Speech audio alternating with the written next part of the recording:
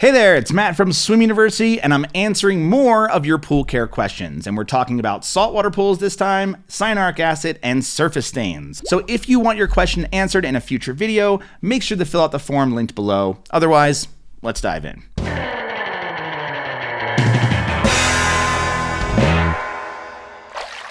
Question number 1. According to the pool store, my salt cell is working, but I have 0 chlorine when they test my water. All of the other levels are good. What's happening? Well, first, I confirm these results yourself by testing your own water. You can use a liquid test kit for the most accurate results, and you'll also want to check your salt levels.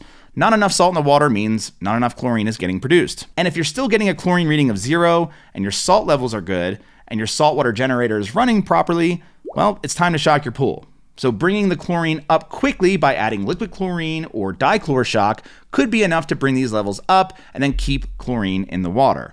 You just want to watch your CYA levels if you're using dichlor. Now, speaking of CYA, you'll want to keep your CYA levels in range. Now, this protects your chlorine from breaking down in the sunlight. Without it, your chlorine will quickly get destroyed by the sun.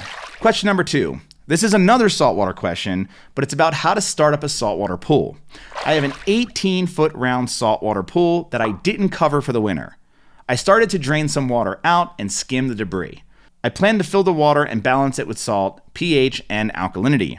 My filter is still pretty new and my salt cell is in good shape. Am I doing it right? Well, before adding anything to your water, you want to make sure that you're brushing and vacuuming your surfaces, not just skimming out debris. And then you want to make sure that you're adding chemicals in the right order. That's alkalinity, pH, and then a boost of chlorine, then salt. Adding some chlorine before turning on your saltwater generator helps to bring up your levels so that your system doesn't have to do all the work. And if you've got algae issues, shock it before starting up your salt cell. Now check out our other video on saltwater pool startup for more help. Question number 3. Why am I all of a sudden having problems with cyanuric acid? I've been using the same chlorine tablets for over 25 years, and the acid level is high. I've started using unstabilized tablets now. Is this the right move? Well, you're definitely handling it the right way, and I'm curious how high your CYA and free chlorine levels are. Your free chlorine should be around 7.5% of your CYA. So if your free chlorine is at 3 parts per million, your CYA should be at 40 parts per million. Did you change the way you were dosing your tablets, like using a floater or like an automatic chlorinator? Did you change your pump or your pump run times?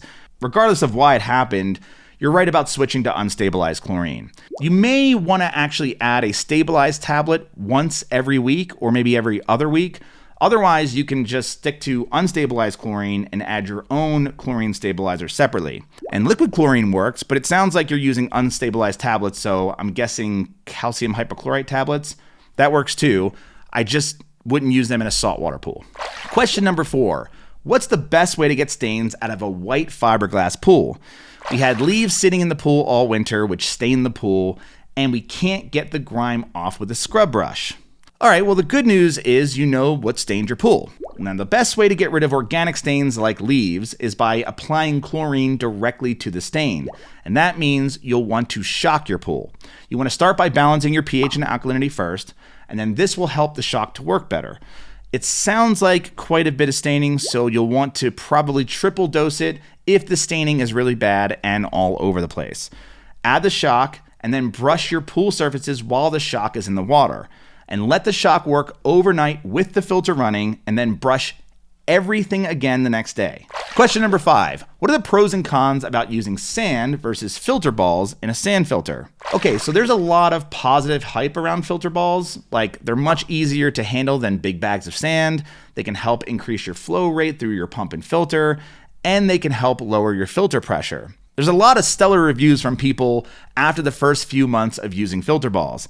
But the problem comes up when there's a bigger water problem.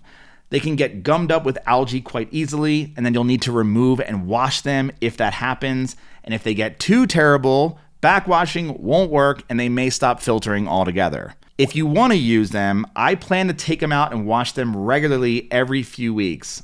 Otherwise, I just stick to sand. You could throw a few filter balls in your skimmer basket to help clear up cloudy water sometimes, but you'll need to clean them out and wring them out regularly too. So, also, tennis balls work just as well here for this, so either one should work. Question number 6. What's the best solar heating option for an 18-foot by 36-foot above ground pool? Well, for an above ground pool that size, you'll need quite a few solar heaters installed, probably around 4. The flat solar mats tend to be more durable compared to the plastic upright solar domes or panels, and the mats are larger so they can heat more water, but it depends on how much space you have for them. Or you could just skip all those solar heating things and just invest in a solar cover. That's what I would do.